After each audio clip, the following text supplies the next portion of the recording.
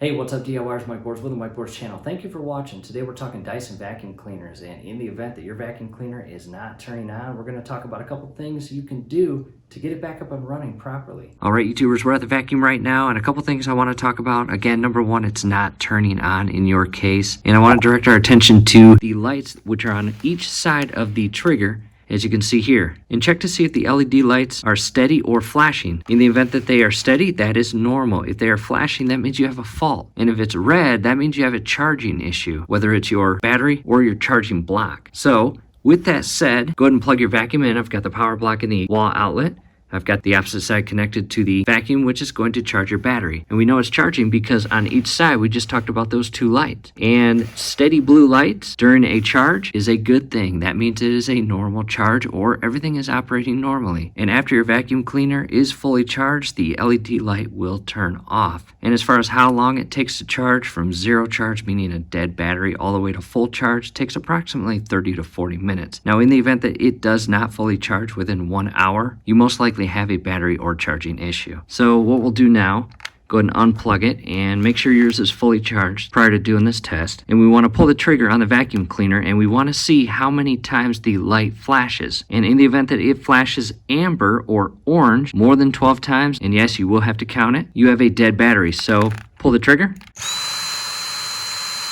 And again, in our case, our vacuum cleaner is working normally. However, yours may begin flashing, and count those flashes. Again, anything over 12, for example, 12, 13, 14, 15, if it just keeps flashing amber or orange, you have a failed battery. On the other hand, if it is blinking blue, you have a clogged air system or filter.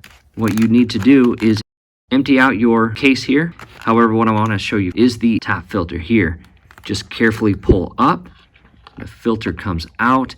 And YouTubers, over the months of vacuuming, these things get extremely dirty. And what a lot of videos don't show you about these filters is it's a two-part filter. A lot of videos you watch only say to wash this. And what I want to point out right here, it has clips. You've got 1 clip, 2 clip, and 3 clip. And just by adding a little pressure, you can push these clips over the little tabs that they lock onto, thus pulling these two parts apart. So from here, I'll set the camera down because I'll need both hands. All right, YouTubers, before separating these two parts, I just wanted to show you what exactly I was talking about. And that little tab right there, it rests in this little slot on the top piece. And this is all plastic. So this little piece of plastic on the bottom portion of the slot, if you are not careful when you are separating the two, you will break this plastic piece right off, and then this tab will not have anything to hold onto. So basically this portion or this securing slot and tab will never connect, and it'll always be loose. In that case, you may just find it more beneficial to buy a brand new filter.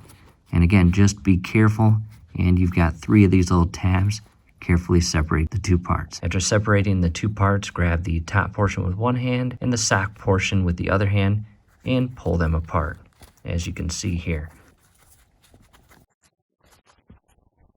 And again, a lot of YouTube videos don't show you this inner part, and what happens over the months or years of vacuuming, this gets super clogged up with lint, hair, debris, or whatever else is lying on your floor over the years. And just by running this underwater for a couple minutes is not going to get all the junk in here out. It may break it up a bit and get some of the dust out of there, but it's not going to fully clean it the way separating the two would. Here's the inner portion of the sock. And on the sock itself, it's got a spigot or faucet icon. And from here, you just basically run water through it for a couple minutes. I recommend warm water, and you'll see how dirty it is. The water will be black for at least 15 to 20 seconds. And after a couple minutes of running hot water through this filter, go ahead and set it in a safe location where it can dry. And Dyson recommends a minimum of 24 hours prior to putting this filter back in the top portion of your vacuum. So after 24 hours, go ahead and put the two back together and carefully just push the two together, and those securing tabs will click into place and verify all 3 are secured.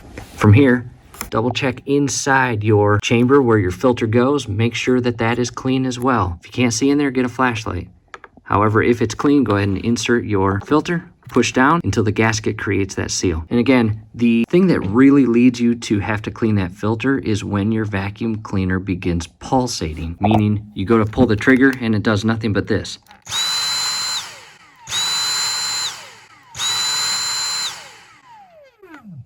Now, I was simulating it by pulling the trigger. However, in the event that you pull the trigger and hold it and your vacuum is doing nothing but pulsating, clean that filter. So hopefully those couple items will get your vacuum cleaner back up and running. Hey YouTubers, do us a favor below the video. You'll see that thumbs up icon. Click on that, like the video, subscribe to the channel. Definitely ring your YouTube bell. That would be very helpful to us and we would really appreciate it. And one more thing, scrolling above is a link to our Dyson vacuum cleaner playlist. And that playlist has lots of videos that you may find helpful. Definitely check it out. Thanks again for watching.